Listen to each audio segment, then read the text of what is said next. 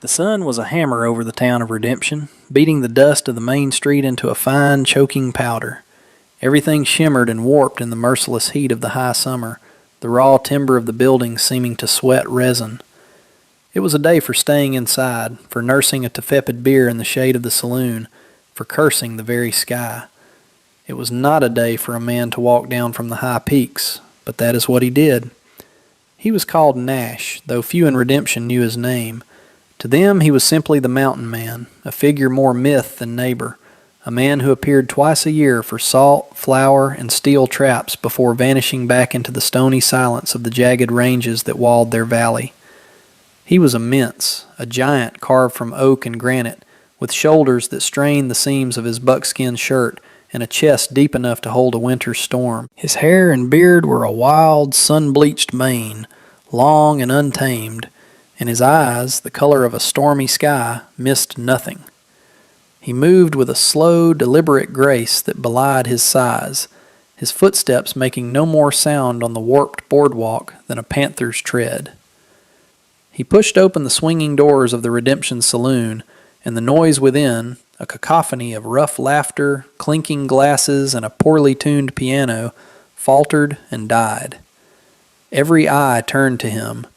The air grew thick, heavy with the unasked question of his presence. He ignored the stares, his gaze sweeping the room until it found the bartender. He placed a heavy leather pouch on the scarred bar.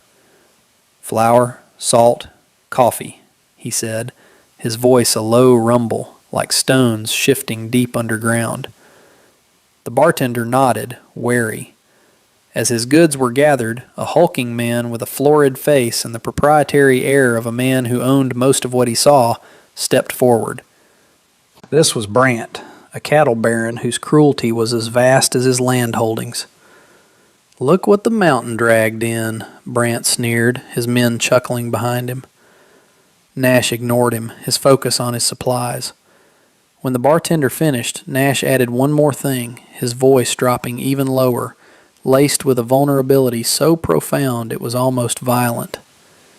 "And I need a wife." Silence.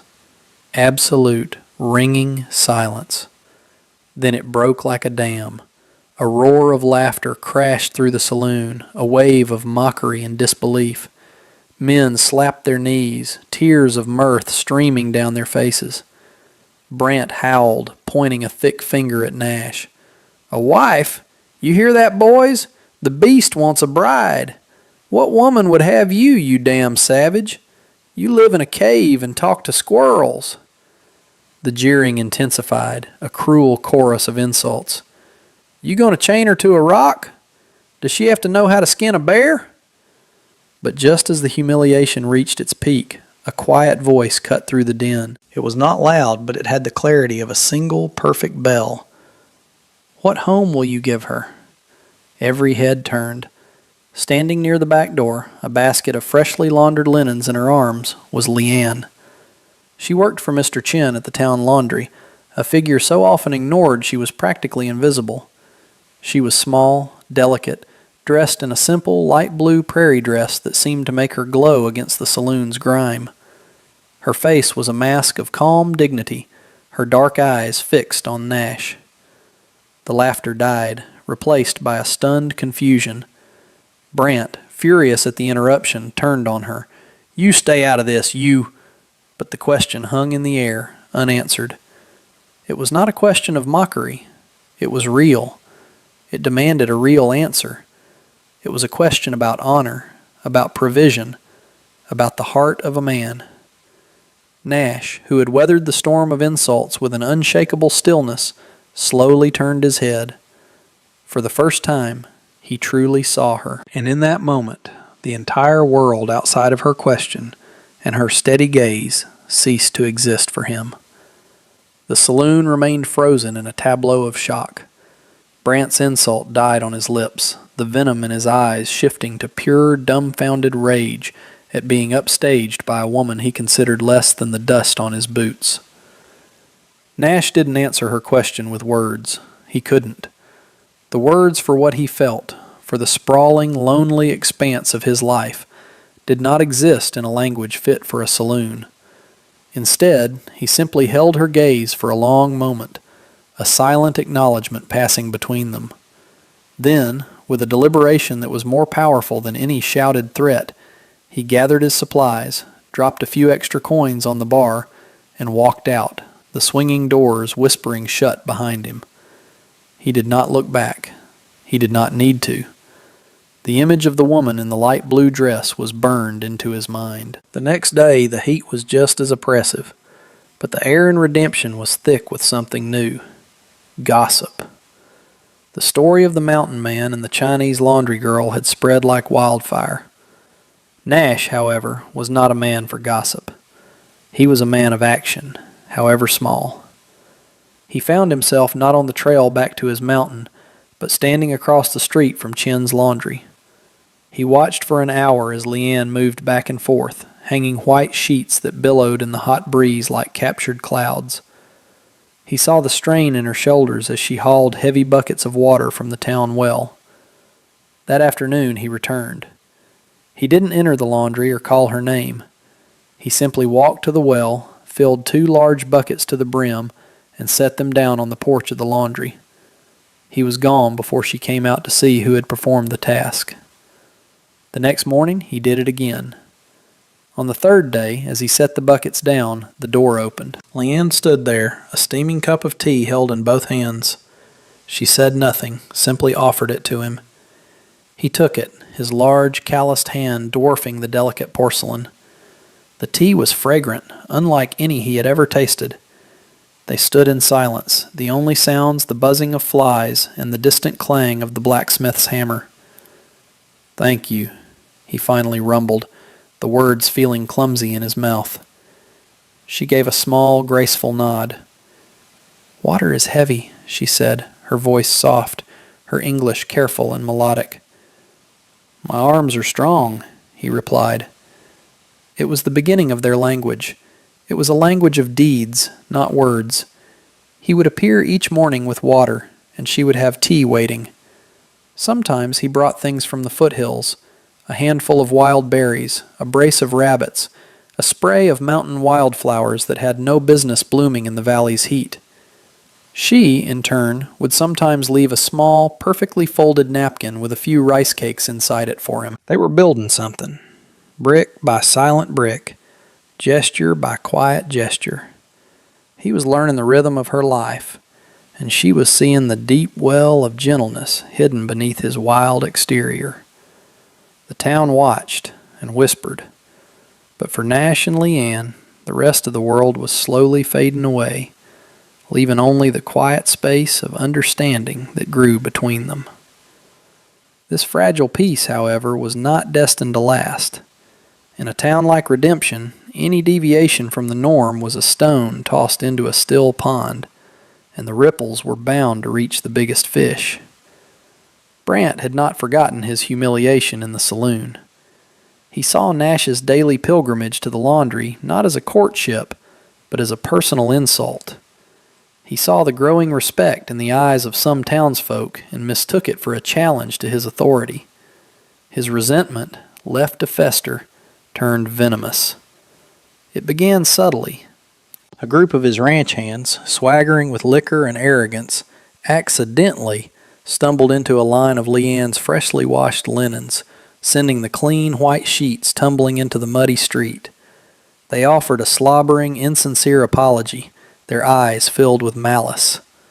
Leanne said nothing, her face a pale, still mask as she gathered the ruined laundry, her knuckles white. Nash heard about it from the blacksmith, a decent man named Gus, who saw the incident and disapproved. A dangerous stillness settled over Nash when he heard the tale, the kind of quiet that comes before a lightning strike. He said nothing, but the next morning, when he brought the water, he also brought a heavy timber beam and, in an hour of silent, furious work, erected a new, higher clothesline, well out of the reach of accidental stumblers. The gesture was not lost on Leanne, or on the town. Brant, enraged that his message had been so easily countered, escalated his campaign. He and two of his men cornered Mr. Chin, the elderly, frail owner of the laundry, on his way back from the general store. They didn't lay a hand on him, but their words were blows enough. They spoke of rent increases, of new town ordinances, of how easily a business could fail. Their threats hung in the air, thick and poisonous. "A man's got to know his place," Brant had said, staring pointedly at the laundry. "And so does a woman." When Leanne returned to the shop, she found Mr. Chin sitting in the dark, his hands trembling. The fear was a cold, palpable thing in the small room. That evening, when Nash arrived for his silent ritual with the water buckets, he found the door closed and barred. There was no tea waiting. A knot of ice formed in his gut. He stood on the porch for a long time, a silent, hulking guardian in the encroaching twilight. He did not knock. He did not call out. He simply waited, letting his presence be a shield against the darkness he knew was gathering. He was no longer just a man bringing water. He was a man who had chosen a side, and in redemption, choosing a side was an invitation to war. The following day dawned clear and hot, the sky a bleached-out canvas, but a storm of a different kind was brewing on the ground. Nash had spent the night not sleeping but watching. He sat on the bench across from the laundry, a motionless silhouette in the moonlight, his mind a torrent of cold fury. The quiet world he had started to build with Leanne had been invaded, and the protector in him, the part that had lain dormant for years in the solitary wilderness, was now fully awake. He saw Brant and his men ride into town around mid-morning. They moved with the swagger of bullies who owned the world, their laughter loud and grating.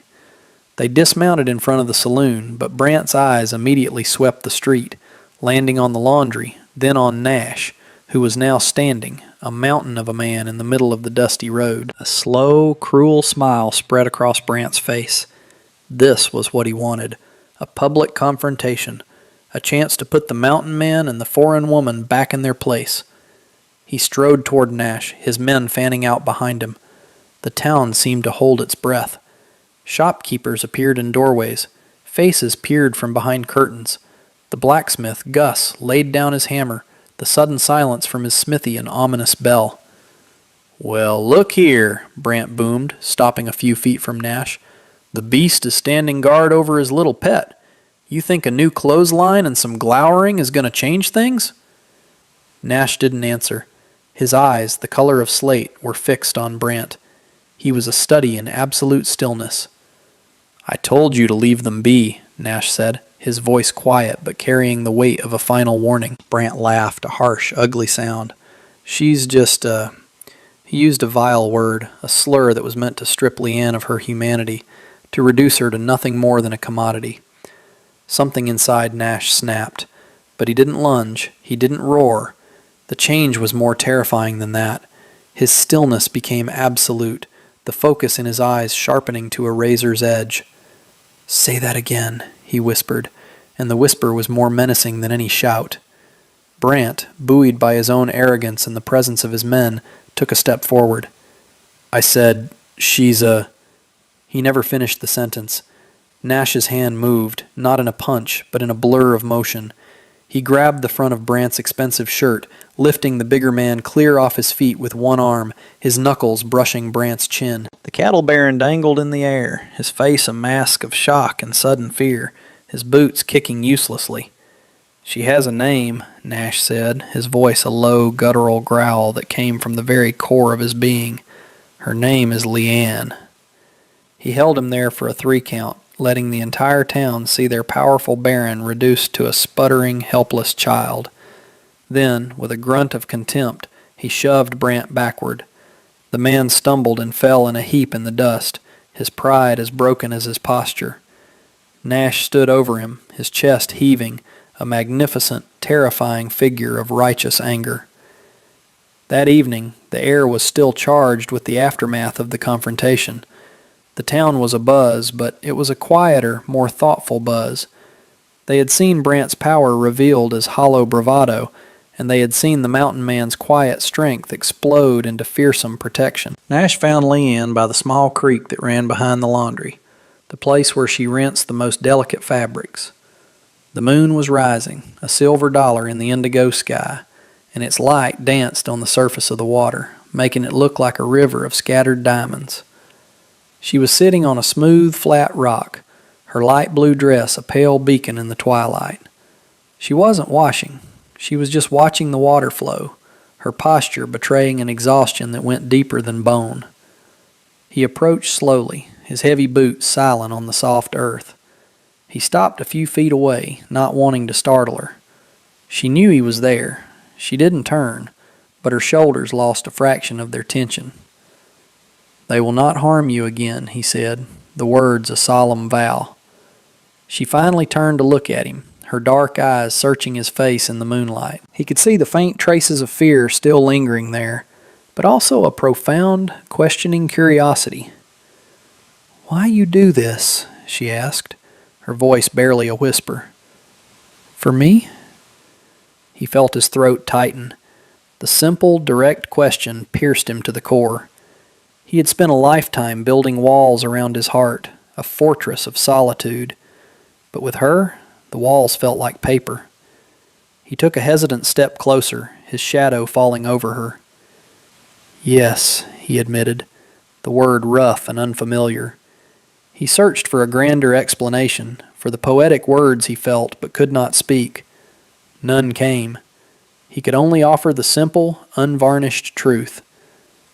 "Because my heart, it has been a quiet place for a long time, a cold place.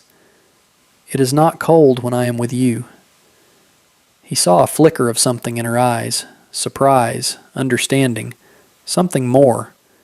Emboldened, he took another step, kneeling in the damp grass beside her so they were at eye level. He reached out, his calloused, scarred fingers hesitating for a moment before gently touching the back of her hand, which rested on the rock.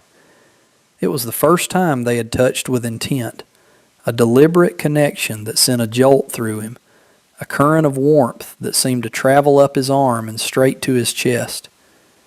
"In the saloon," he began, his voice thick with emotion, "I asked for a wife. It was a fool's request, a lonely man's cry in the dark." He looked down at their hands, his so large and rough against her small, smooth one. "I did not know what I was asking for.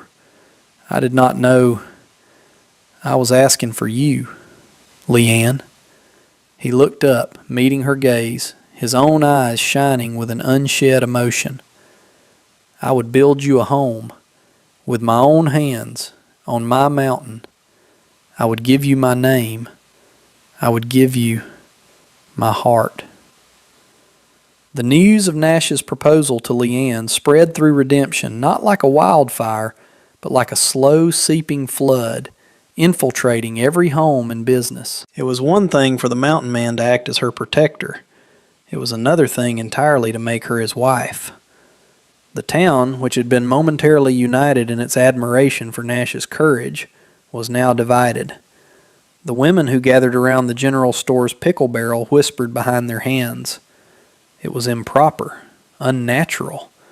What kind of life could a woman like that have with a man like him? Brent, his public humiliation still a raw wound, saw his opportunity. He couldn't beat Nash with his fists, so he would try to poison him with words.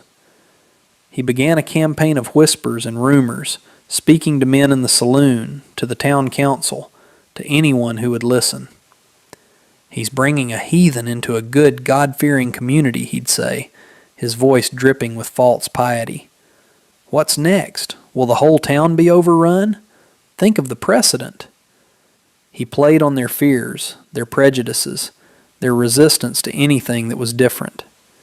Even Mr. Chin, who loved Leanne like a daughter, was deeply worried. He took Nash aside one afternoon, his face a web of concern. "She is a good flower," he said, struggling to find the right English words, "but she is a flower from a different garden. Your mountain is a hard place. This town is a hard place. Are you sure you can protect her from the frost? Nash met the old man's gaze. I will be her sun and her shield, he answered, the simple poetry of his promise surprising even himself. The weight of the town's doubt was a heavy burden. Nash felt it in the averted eyes, the sudden silences when he entered the general store. It was a different kind of fight, one he couldn't win by lifting a man off the ground.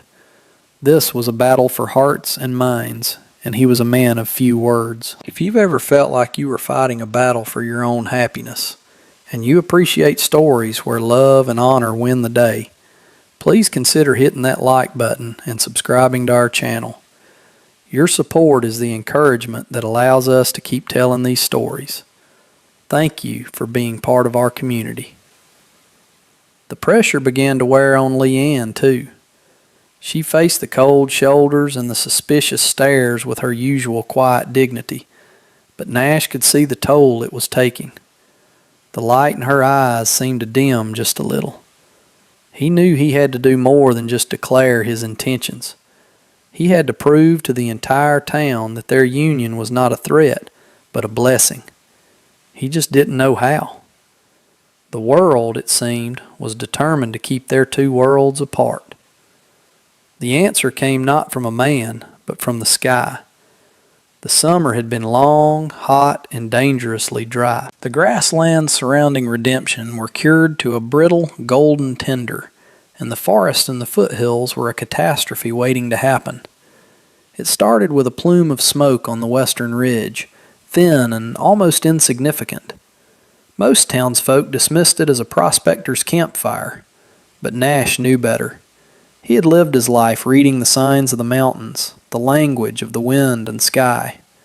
He tasted the air, smelled the particular acrid tang of burning pine, and saw the way the smoke was beginning to churn and darken. "It's moving fast," he said to Gus, the blacksmith, who was squinting at the horizon. "The wind is behind it. It'll be here by nightfall." Panic was a slow-acting poison, but once it took hold, it was deadly. As the smoke cloud grew into a monstrous, churning beast that blotted out the afternoon sun, a frantic, disorganized chaos seized Redemption. Men ran for buckets, only to find the well already overwhelmed. Others tried to hitch horses to flee, creating a tangled mess in the street.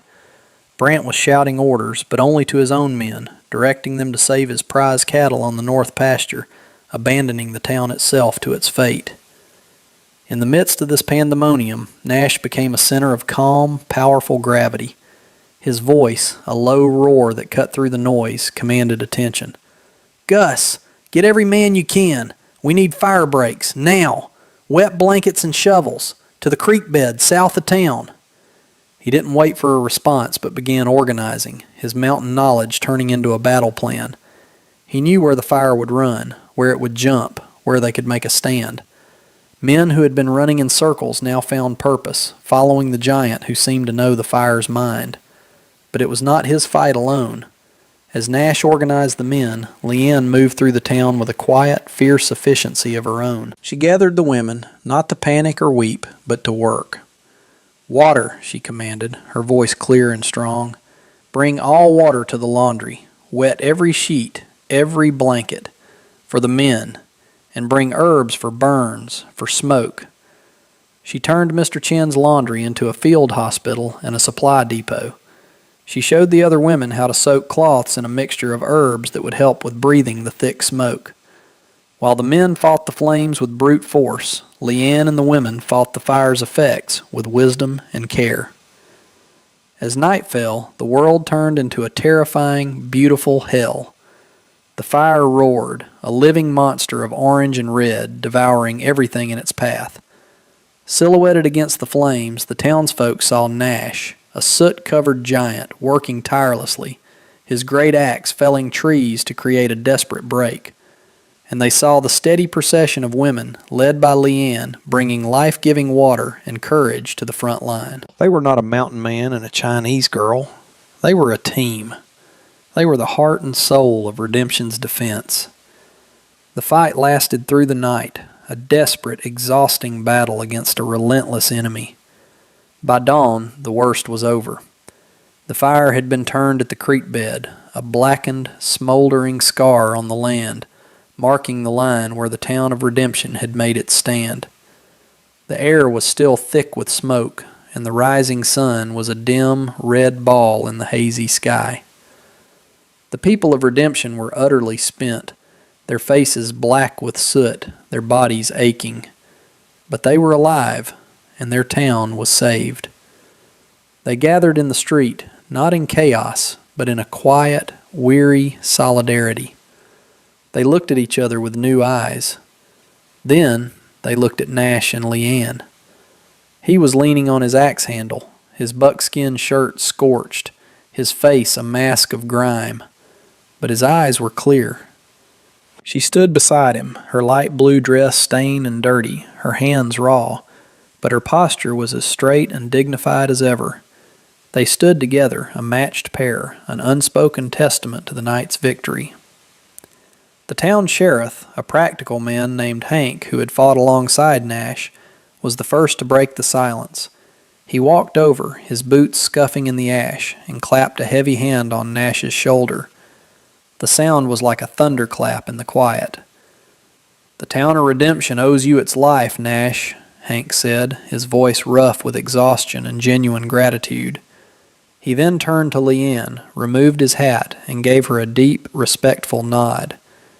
"And you, ma'am, we wouldn't have made it without you." It was a seismic shift. The word ma'am, spoken with such open respect from the town's highest authority, was more powerful than any legal decree. It was acceptance. One by one, others came forward. Gus, the blacksmith, his face grim but his eyes shining. The baker's wife, who offered Leanne a warm loaf of bread, her first batch from a still-hot oven. Then a figure emerged from the small crowd. It was Mr. Chin. He walked slowly, his old body frail, but his eyes were filled with a fierce pride. He walked straight to Leanne, looked at her for a long moment, and then gently took her hand. He turned to Nash, and without a word, placed Leanne's hand into Nash's massive one. He looked at the joined hands, then up at the faces of the assembled townsfolk. He spoke first in his own tongue, a short melodic phrase that sounded like a blessing. Then he looked directly at Sheriff Hank and the others, and spoke in clear, deliberate English. "He has a good heart," Mr. Chin declared, his voice ringing with authority. "A strong heart. He will build a strong home." In that moment, Brant, who had been conspicuously absent during the fire, was forgotten. The community had found its new center, not in wealth or power, but in the courage and quiet strength of the two people they had once shunned. They chose not to be married in the small, stuffy church, but on a green hill overlooking the town, just beyond the fire's scar. It was a place of new beginnings. The entire town of Redemption came, not as gawking spectators, but as willing witnesses, as family. The sky, washed clean by a brief shower the night before, was a brilliant, cloudless blue. A gentle breeze carried the scent of damp earth and distant pine, a promise of renewal. Nash stood waiting, a man transformed. He had scrubbed the soot from his skin and trimmed his beard. His long, wild hair was washed and tied back with a simple leather thong. He wore a new shirt of clean, soft buckskin, and for the first time, he did not look like a wild thing of the mountains, but like a prince from some ancient, forgotten legend. When Leanne appeared, a collective breath was taken. She walked up the hill on Mr. Chin's arm, wearing the same light blue prairie dress she had worn in the saloon. It was mended and spotless, a symbol of her resilience. A few wildflowers were woven into her dark, shining hair. She did not look small or delicate now. She radiated a quiet power that captivated everyone. Sheriff Hank, looking slightly uncomfortable but deeply honored in his Sunday suit, acted as the officiant. He read from a small, worn book, his voice steady. "We are gathered here today," he began, "to join this man Nash and this woman Leanne in matrimony, a union forged not just in affection, but in courage and in fire." He looked at Nash. Do you, Nash, take this woman to be your wife, to build a home with her, to honor and protect her for as long as you both shall live?" Nash turned to Leanne. His stormy eyes were soft, filled with a depth of emotion that needed no words. "I do," he said, his voice a clear, strong rumble. "I give you my home. I give you my name. I give you my heart."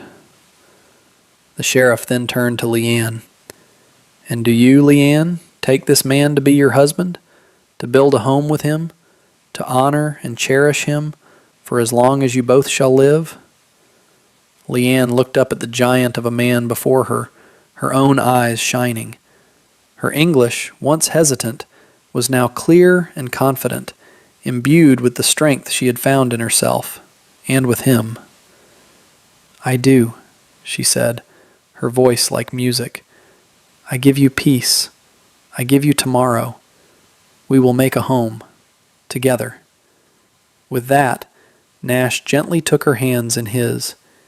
He did not have a ring forged of gold, but he slipped a simple, woven band of sweetgrass onto her finger, a symbol of the mountains, of their new life. The sheriff pronounced them man and wife, and as Nash leaned down to gently kiss his bride, the people of Redemption didn't just clap, they cheered.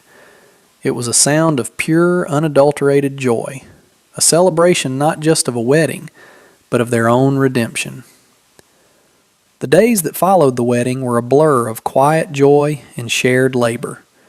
The town, in an outpouring of gratitude, had helped Nash load his supplies. There was no mockery now, only helping hands and sincere wishes for happiness. Gus the blacksmith had forged a new, perfectly balanced axe head for him. The baker's wife had packed enough dried fruit and preserves to last a winter. They were no longer outsiders. They were a part of the town's heart. Their departure was not an escape, but a beginning.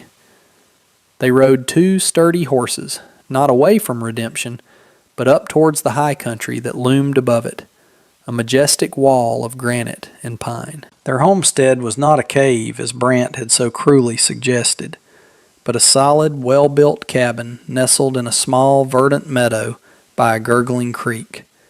A place Nash had built with his own hands years ago, never knowing who it was for. As they reached the last rise before the trail dipped into the deep woods, Nash pulled his horse to a stop. Leanne stopped beside him. Below them, the town of Redemption lay nestled in its valley, smoke curling peacefully from the chimneys of the homes they had saved. It looked smaller from up here, more fragile, but also more beautiful. The setting sun was turning the western sky into a masterpiece of orange, pink, and gold, and the light fell upon the valley like a benediction. Nash looked not at the town, but at his wife.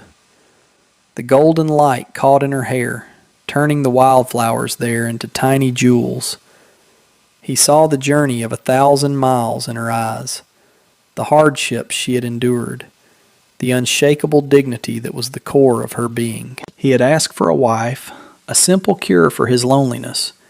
He had been given a queen, a partner, a heart that understood the language of his own silent one. She felt his gaze and turned to him, a soft, knowing smile on her lips. She reached out and placed her hand over his on the reins, her warmth seeping into him. "Home?" she asked, the single word encompassing everything. The cabin that awaited them, the life they would build, the haven they were for each other. Nash felt a great swelling peace settle in his chest, a feeling he had been searching for his entire life without knowing it.